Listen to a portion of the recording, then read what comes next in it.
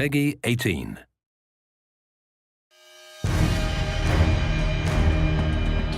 The thing that I'm most excited about in Homefront is this unique core fantasy. The idea that, we're exploring the civilian side and the human side. The main gameplay goal behind the single-player portion of our game was to put the player in the shoes of a resistance soldier fighting for his country. Everything that we did comes out of that. How your weapons work, how you relate to the world, the kind of missions that you go on, it all comes from that. In a lot of shooters, you have the best equipment and great number of allies and an army behind you. In this case, you're civilians turned freedom fighters, and you have to fight against this greater force that has better equipment than you do. And it's really a sort of get in, get out situation. It's an interesting place for us to be on this one because everybody's expectations is military shooter, military shooter. We want guys who are professional, but guys who are really professional in war, like robots. And for us, they're not professional military people. They're resistance fighters. They're all civilians. When it comes down to realizing this world, this fallen America, this occupied America in the game, we really wanted to establish some key moments or key shots where you come out of an opening and you see this big, huge, expansive environment revealed before you.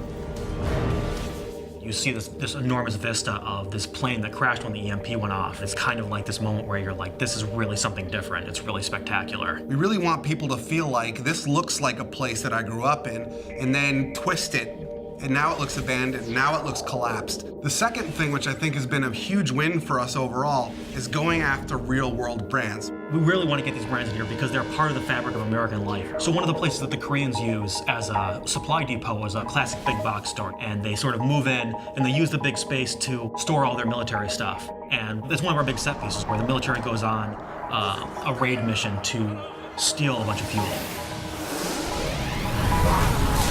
Consequence of violence is something that we're focusing on in the game. War is not a pretty thing, and there's not always lots of positive events that come out of it. It's actually very dark and tragic, and we want to show that element in Homefront, which you don't really get in a lot of shooters. Jake, just put them out of their misery. Who's shooting? Let those bastards cook! In average FPS, you'll blow through 30 to 100 guys every 15 to 20 minutes or so. And you sort of get this what we call massacre fatigue. When you stop even caring, you don't even realize that you're killing humans. But what we're trying to do is really attach emotion to that it actually, there are consequences to violence. Please form a single file line. Have your papers ready for inspection. How am I supposed to make the player feel or care about the fact that they're killing when that's the whole goal of the game? But that's really the fundamental crux of what we're trying to achieve. Your character in the game's name is Robert Jacobs. He's a former pilot. He's recruited by the Resistance because they need a helicopter pilot. So Boone is a former police officer. He's the leader of the current Resistance cell and sort of the father figure of the whole unit. He's less about killing the Koreans and more about what can I do to free my people.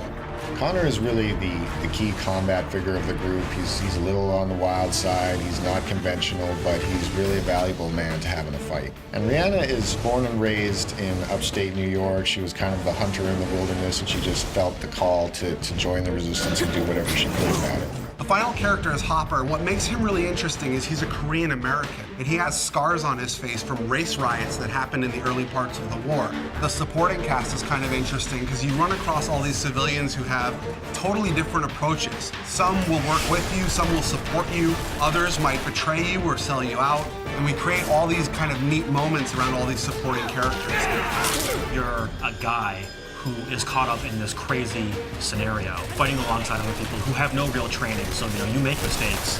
People get shot, people get hurt, people die alongside you. Fighting as a civilian with civilian and in an occupied America, that's really the core of what Homefront's all about, and that's really what we're set to deliver on.